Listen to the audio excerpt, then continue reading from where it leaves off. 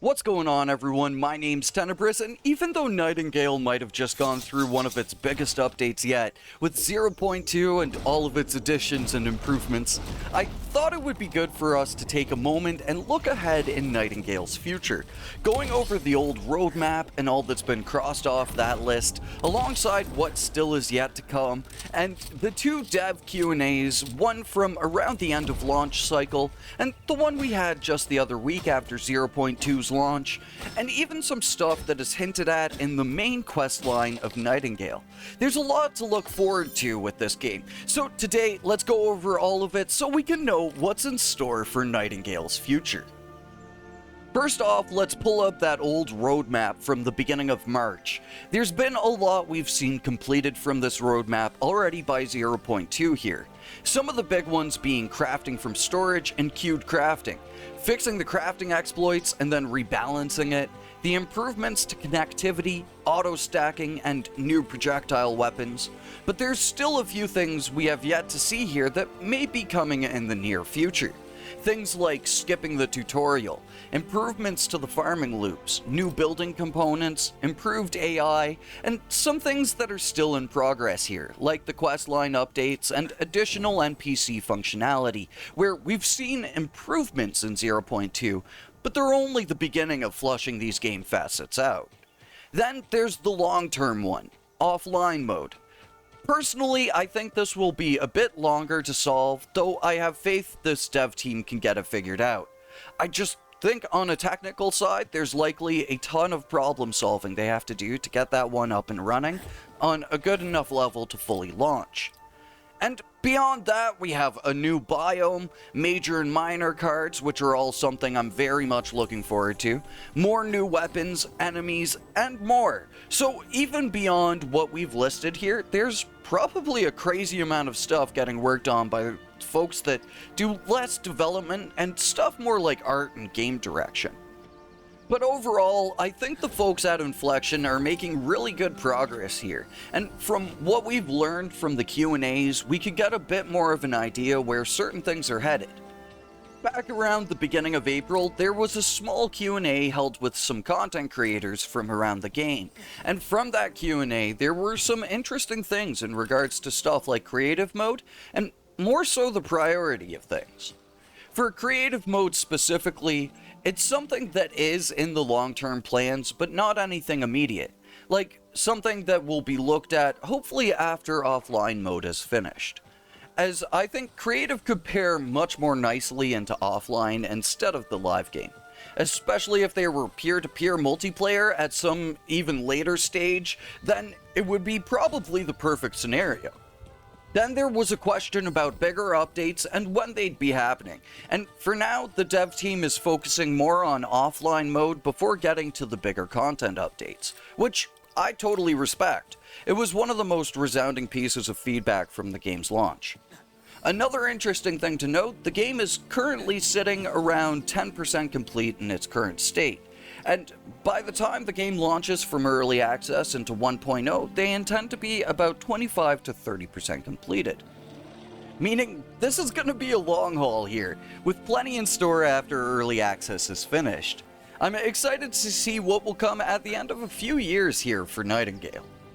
But the last dev bit here, before we get to the plot-related, maybe potentially spoiler warning stuff, we have the latest Q&A that was held live on the official Discord, where I think the most exciting things were shared. First up was related to building limits and whether or not the devs plan to increase said limits, and they totally want to, but it's more of an engine limitation right now. Hopefully this will be something we see expanded in the long term, but an engine limitation is hard to work around. Though the team is looking at expanding our creative options with new tile sets as well as other things we'll get into from this Q&A. Then something I think is really exciting, whether or not a free cam will be introduced. And an idea that was put forth was being able to use a Victorian era camera that you would use as a tool and take pictures with, which I think would be great and a cool way of having a photo mode that matches the vibe of the game. The devs also plan on making certain complex features of the game more approachable, which I think will be beneficial in the long run. The hard part will be balancing approachability with complexity, as Nightingale's complexity is something that keeps a lot of players coming back to the game, like myself. I really enjoy the layers and depth the game offers, so hopefully the complexity can somehow be maintained while also being made more intuitive at the same time.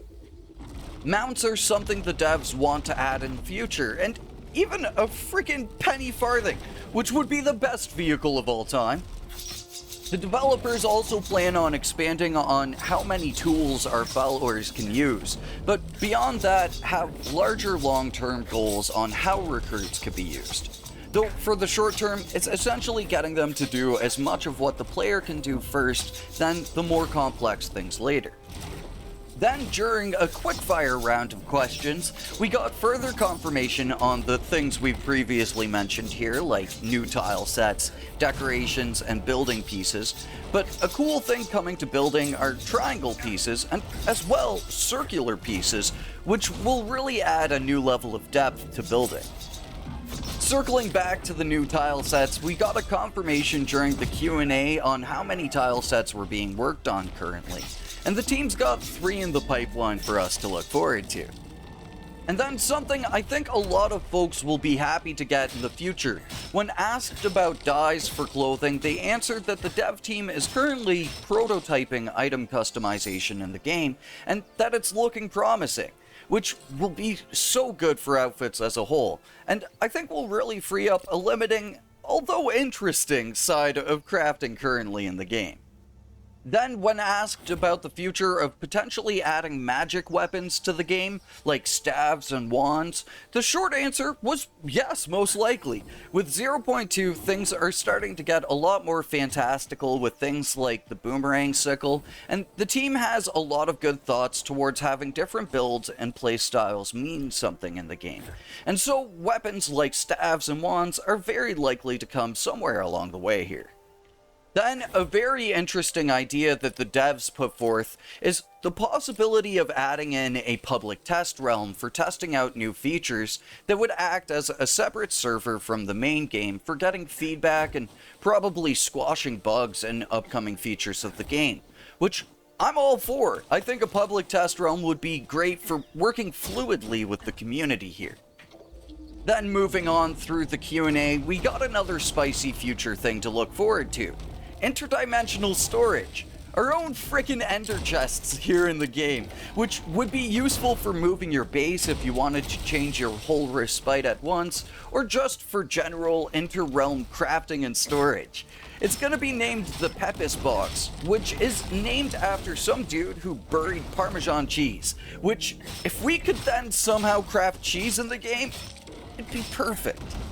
But alongside the talk of buried cheese, we also got some soft confirmation on why respites are currently locked to abeyance realms. And that's because the devs continue to evolve the game's procedural generation, where there is a lot changing. Even in our latest update, I've noticed map differences, and so someday the devs might have to reset those external realms in the future. But to ensure we always have a place to build, a base, and keep it for the long haul, the abeyance realm is the permanent solution, which is part of why I always advise to keep farms as simple and productive as possible in other realms. If you build a whole city around your farm, it'd suck to have that go away for some sort of realm generation overhaul, which I very much could see happening before 1.0 along the way here. Though, I hope it will be announced well in advance so we can prepare properly. Then, when asked about points of interest around the map, the team is currently looking at expanding with new puzzles and puzzle types. We saw a bit of this in 0.2, and the new puzzles are something I hope to talk about pretty soon here on the channel, but they're really good so far. Then after that came another rapid-fire series of questions. There was confirmation of new fabled creatures coming in the future, which fabled hunting is one of my favorite endgame activities, so I'm stoked for that. Electricity was teased as a future thing here in the game, even with some direction towards Nikola Tesla.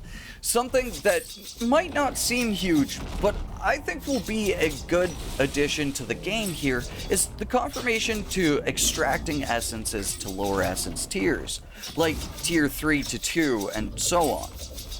Then a few more quickfire ones that will be small but welcome additions if added: weapon racks, trophies, and armor stands. Then a long-term plan for the team is to have tameable creatures. That one's probably a long ways off, but still great that it's on the drawing table. After that, we got soft confirmation on the team thinking about adding complicated endgame crafts for weapons and tools, which I think would really add to the endgame. Having more freeform crafting up until the endgame, where we could then have some either very specific or very resource intensive crafts to focus on and get some real fun power play out of too. And then lastly, a small but nice soft confirmation is that if tools need further abilities, they will likely be added in the future. So yeah, I told you the latest Q&A was easily the most interesting.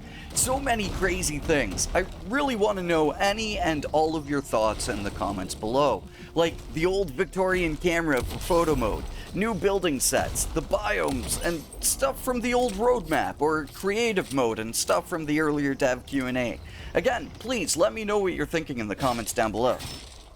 Now for our final section, the spoiler warning part, where we'll talk about the plot of Nightingale and what it hints at for the future of the game. So if you haven't beaten the story and don't want any spoilers on the plot, this is your final warning. Alright, so now that we're here at the end of the video, let's talk about some of the crazier things coming our way. Specifically, two things here: the Winter Court and Nightingale City itself. Firstly, what's probably the most important bombshell dropped in the story so far, the Bound come from a specific group in Nightingale. Not like the factions we've seen so far with calcularians and the NTTC, but much bigger than that. The Winter Court is led by a woman named Byra, and is inspired from the character and folklore of the same name. Byra, the Queen of Winter, is an old Scottish folklore tale of a Queen of Ice who predates the gods. With grisly features and the powers of creation, she was jealous of a young maiden set to wed her son. It's a really interesting tale, and I wonder if our Byra will be a deity like the Byra of folklore. But yeah, so she was the one who created the Bound that we fight along the way in the game, and maybe could have possible ties to the Pale that destroyed the world. And she's set to thaw from her throne soon, much like the Byra from folklore would every year when winter came. The Summer and Winter Courts are traditionally locked in an eternal battle, and it's very likely our own Summer and Winter Courts in Nightingale will be locked in a similar power struggle. But this means that we will very likely see a winter biome as that planned biome from the roadmap. And it may even be a realm within the Winter's Court, which would have a lot of potential for the game's plot moving forwards, from new factions to everything to do with Byra. We've then got the titular Nightingale City, a place that our player themselves is seeking out, and is aided in the process by Puck and the various factions and characters of the Summer Court. Throughout the game, Nightingale is referred to rather ambiguously. As of the final missions of the game, it sounds as if Nightingale is in a realm between realms, as we leave the final mission with Agatha Harris working on getting a stable portal to Nightingale. We'll someday do a full lore breakdown, but for what the game only hints towards, we actually know a lot more about from external interviews with the developers. One of the best points is that Nightingale, at least the city itself, is most likely finished. The city was one of the first things worked on for the game back when it was planned to be a MMO experience. The art director of the game, Neil Thompson, has actually led tours of the city on a few occasions even. This interview was really recent too, as of just last February, and piecing this alongside another interview provided by Game Rant, we can put together even more details about Nightingale City, all of which sound amazing. The first is that the city is set up into 4 quadrants on either side of a large river. Each sector is run by a faction from the Summer Court: the NTTC, the Druids, the Calcularians, and the Hermetics. Major buildings will be based on landmarks from real life, further tying the game to its alternate history roots. And the Druids have this place called the Crystal Palace, which I can only imagine what that will look like. Nightingale sounds like something that is well on its way to completion, though there is probably still a ton of legwork to be done making the purpose of visiting the city worthwhile, from things like stores and gameplay elements to lining up the plot and more, but I can't wait till we get there. There might be a few more things I'm missing here, as a lot goes on with the official Discord that's hard to document, and I'm sure I haven't read through all of the interviews just yet, but in terms of everything coming in Nightingale's future, this is more than a lot to look forward to. So I'd like to know, what are you most excited for in Nightingale's future? For myself, I don't even know. It's somewhere between Nightingale City itself, as I'm incredibly curious on what exploring that city will be like with Nightingale's movement.